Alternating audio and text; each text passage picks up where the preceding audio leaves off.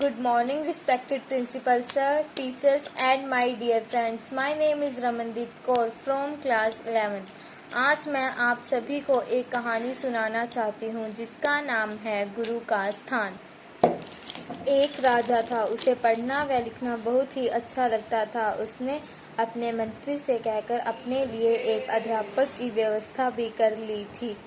अध्यापक राजा को पढ़ाने के लिए आने लगे।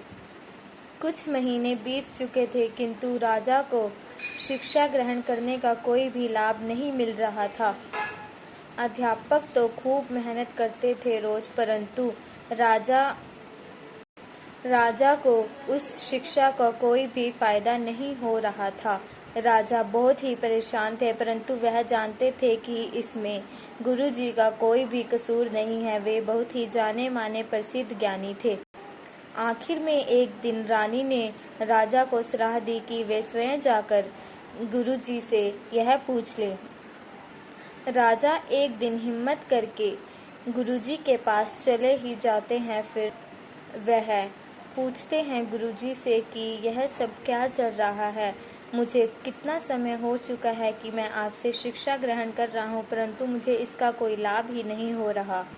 उन्होंने गुरुजी से कहा, शीघ्र ही इस प्रश्न का उत्तर दीजिए। विनती करते हुए उन्होंने गुरुजी से कहा।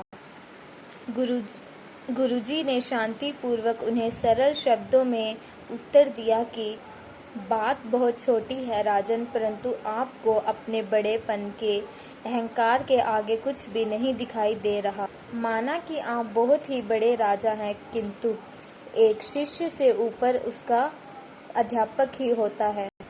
आप हर दृष्टि में मुझसे बड़े हैं, धनवान हैं, पद में भी बहुत बड़े हैं, किंतु गुरु होने का स्थान मेरा आपसे उच्च ही है। परंतु आप स्वयं ऊंचे सिंहासन पर बैठते हैं और मुझे नीचे सिंहासन पर बिठाते हैं। इससे ना ही आपको कोई शिक्षा प्राप्त होती है और ना ही आपको इससे कोई लाभ होता है। आपके राजा होने के कारण मैं आपको ये सब बातें नहीं बताना चाहता था। कल से अगर आप मुझे ऊंचे स्थान पर और स्वयं नीचे स्थान पर बैठे तो कोई भी कारण नहीं हो सकता कि आपको शिक्षा ग्रहण ना हो।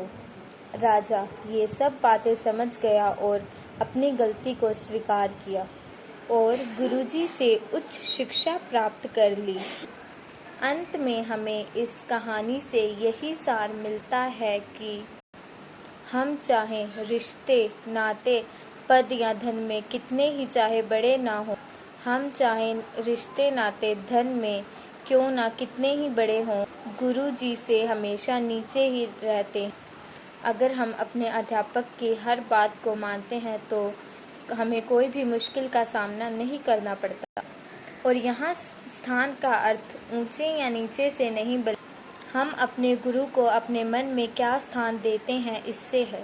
हमें अपने अध्यापक का आदर सम्मान करना चाहिए अगर हम अपने अध्यापक का मन से आदर व सम्मान करेंगे तभी हमें लाभ मिलेगा, हमें किसी भी मुश्किल का सामना नहीं करना पड़ेगा। और अगर हम अध्यापक का सच्चे मन से आदर सम्मान नहीं करेंगे तो हमें सफलता प्राप्त नहीं होगी। धन्यवाद। आपका दिन शुभ हो।